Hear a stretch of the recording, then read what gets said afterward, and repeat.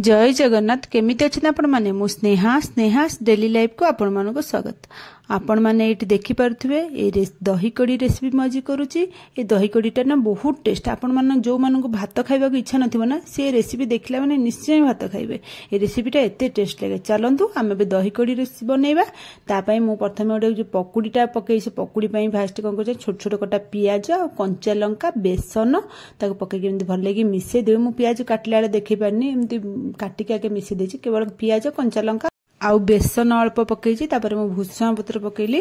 भूषण पत्र पकई देई तादरे खाइबा सोडा गोटे पिंच पकेबे। खाइबा सोडा बिल्कुल भी स्किप करबेनी काईना हमर दही रे देले पकुड़ी पड़िबो ना। खाइबा सोडा न पकेले हेडा फुलीबनी बोले कि आपण माने खाइबा सोडा ही पकेबे। आउ तापर लूण पकई देबा। लूण पकई देके आमे तापर पानी देकी ताको गोळै देबा। जेमति पकुड़ी रे आपण माने पकुड़ी रो घोळटा करंत ना एग्जैक्ट सेही टाइप रो करिवे। जेतिकी पानी दरकार सेतिकी देई करिवे। एटी देखन मु गोळै देला परे मते लागुची एटा टे पानिया हे मुझे आउ टिके बेसन देवी। ये जो पकुड़ा टिके बेसन भाग टिके अधिक रहिबो। पियाज कंचा लंका बहुत कम रहिबो। माने गोटे छोट पियाज आउ कंचा लंका दुइटा रे आपण माने पकुड़ी मु जेती करची गोटे 2-3 जण खाइला भलिया दही कड़ी रेसिपी बन जिवो। आपण तापर कोन करना टिके मोडी पानी लागिला बोली म टिके बेसन दे देची। दे देकी भल भाबे ताको मिसै देली। मिसै देला परे एबे आउ गोटे जगह रे म कढ़ई बसै दिथिबी। कढ़ई तेल गरम करिया छाड़ बसै दिथिबी। तेल गरम होला परे आपण माने जेमिति पकुड़ी छाणदी घरे एग्जैक्ट से भली पकुड़ी भली ताको छाणी दे। किंतु पकुड़ा आमे पूरा के छोटो के बड़ छाणे एटा किंतु गोल गोल टाइप रो एमती बड़ी टाइप रो माने पकेबे। जेति की बड़ी जो साइज रे सेही साइज रे पकेकी ताको सब जांगो आमे छाणी देबा। जेति की हमर कढ़ई रे जागा धरिबा और सेति की आमे पकुड़ी प्रथम पके देबा। आ तेलटा को पूरा गरम करथिबे। पकुड़ी पई तेल के ठंडा तेल रे पकेबेनी कि ये करेनी। तेलटा भलो भाबरे गरम हेतले पकुड़ी पई आपण पकुड़ी छाणीबे ना बहुत टेस्ट लागे। पकुड़ा बंद बढ़िया हबो पूरा क्रिस्पी आउ जालीदार पकुड़ी हम पूरा स्पंजी स्पंजी रहिबो। पकुड़ी गुड़ा बढ़िया लागिबो खाया पे। आपण माने खाली पकुड़ी भी खाई परिबे आउ कड़ी रे पके खाइल तो बहुत टेस्ट लागिबो। तापर आमे कोन करना पकुड़ी पकई देला परे ताको 2 मिनिट छाड़ी देबा। छाड़ी देला परे तापर ताको लेउटेबा। देखंतु पकुड़ी गुड़ा केंति फुली फुली हेलानी। सब पकुड़ी गुड़ा एमति फुली फुली हे जिवो। आ जोड़ा जोड़ा लागी लागी जाइथो ना ताको एमति चामच साजर ताको छड़े देबे। तापर आमे कोन करना पकुड़ा को केते समय आमे ए करिया जति 5 रु 7 मिनिट खंड आमे करला परे देखन गोल्डन ब्राउन कलर हमर पकुड़ी गुड़ा कलर देखाला। एतिके हे गेला माने जानिबे आपण माने तो घरे पकुड़ी तयारी करथिबे ना। जेमिति आपण माने घरे पकुड़ी तयारी करछन डिटो सेही भली टाइप रो पकुड़ी तयारी करिवे। तो कर देकी तापर ताको छाणी के आमे काढी देबा। एबे हमर हेई गलानी प्राय ऑलमोस्ट हेई गलानी पकुड़ा आउ बेसी समय आउ कुए करिया दरकार ना पोड़ी जिवो। एटु मु बाहर कर दोची पकुड़ा। देखंतु आ पकुड़ी बाहर कला सबले मन रखथिबे एमती पकुड़ा काढी के साइड रे एमती टिके समय कड़ई लाळे रखि देबे। तेल उडा पूरा निगडी जिवो आउ आपण माने तापरे ताको काढी देबे। हम सब जंग पकुड़ी के एमती साइड रे करके ते बाहर कर देची। चलंतु एबे हम कड़ी पई बनेबा। कड़ी रेडी करिबा। कड़ी बनेबा हम कोन दरकार प्रथमे दही गोटे कप एठी नै चंदी। दही गोटे कप को मु कोन करछ भल्लो के ताको फेंटी देबे। दही कप जेमती जो गोटा गोटा न रुहे तादरे बेसन 2 चम्मच मिसेबे। बेसन 2 चम्मच मिसेकी दही आउ बेसन 2 चम्मच रे तापर हम हळदी गोटे पिंच लूण एतिकी पकई देके हम ताको फेंटी देबा। भल लागी माने दही संगे बेसन उडा भल लागी मिसे देबे। आउ आपण माने आउ किछि एथरे पडिबोनी। एतिकी रे ही हम दही कड़ी बनिबो। तापर हम हेतरे पानी मिसे देबा। जेतिकी दही तमे नैथिबो ना सेतिकी रु तार अधिक 2 गुणा पानी मिसेबो।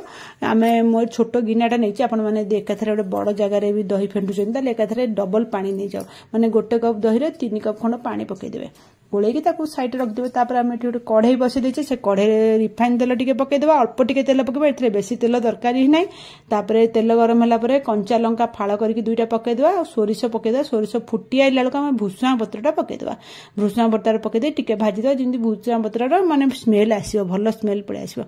एति बेले आउ किछ नै। हम एथरे कोन करना दही कड़ी जो हम करिके रखिथबा ना जो दहीटा को गोळेकी कड़ी पई से दहीटा को हम पकई देबा। पकई देई ताको तापर हम सेथरे गरम पानी रखिथिबे। से गिन्नाटा को धोईकी एठी देई देबा। मु कहिथिन ना जेतिकी आपण गोळे ता डबल पानी देबा। पूरा डबल थारो अधिक 2-3 गिन्ना। गोटे गिन्ना दही कड़ी हम गोळेले हम 3 गिन्ना खंड जो दहीर गोळ रे पानी मिसे देबा। मिसेकी ताको फुटिया पई छाडी देबे। एतिकी पकई देकी ताको फुटिया पई ताको छाडिया गोळी देकी ताको फुटिया पई छाडिया। एटा टिके 5 रु 10-15 मिनिट खंड फुटिले तार स्मेलटा भी बढ़िया आसीबो आ खाइला रो भी भारी टेस्ट लागिबो।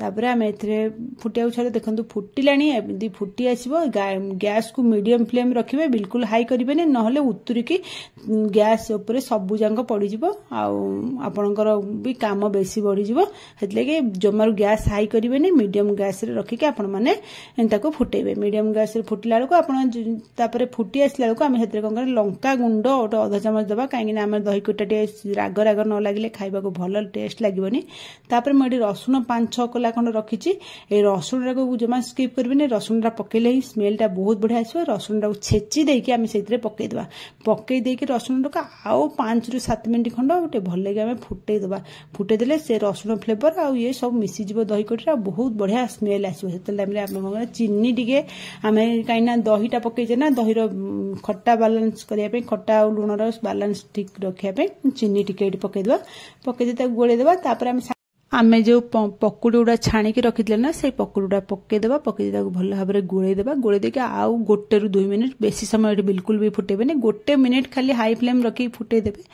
फुटेदे गैस बंद करदे आ बेसी फुटेबाटा दरकार नहीं 1 मिनिट फुटेदेला आम कौन करें भजा लंका गुंड टिके पकेबे भजा लंका गुंड अल्प देखिकी राग देखिकी आपण माने पकेबे तापर भजा जीरा गुंड 1/2 चामच पकेदेबे दुटा पकेले बढ़िया स्मेल आसो खाया बहुत टेस्ट लगे तापर ये सांगे सांगे गैस बंद करदे आ दरकार नहीं गैस बंद करदे भजा लंका जीरा गुंड पकईकी गोले देकी 1 मिनिट घोड़ेदेवे घोड़ेदेले बास्ना गुड़ा सब दही कड़ी पशिज कहीं भजा लंका जीरा गुंड पकईचे ना घोड़े रखीदे घोड़े रखिदे तापर आम चलते बाढ़ा खाइबा आपण मान जो दही कड़ीटा किसी दरकार नहीं खाली भात आउ प्लेन भात आउ ता सहित दही कड़ी खाइबे ना पांपड़ गोटे सांगे कि पकुड़ी आउ 2टा रखिथे खाइबा बढ़िया लगे आपण मैंने थरे एमती करके देखंतु मते कमेंट माध्यम रे निश्चय जानबे भल लगिले मो चैनल को लाइक शेयर सब्सक्राइब निश्चय करिवे।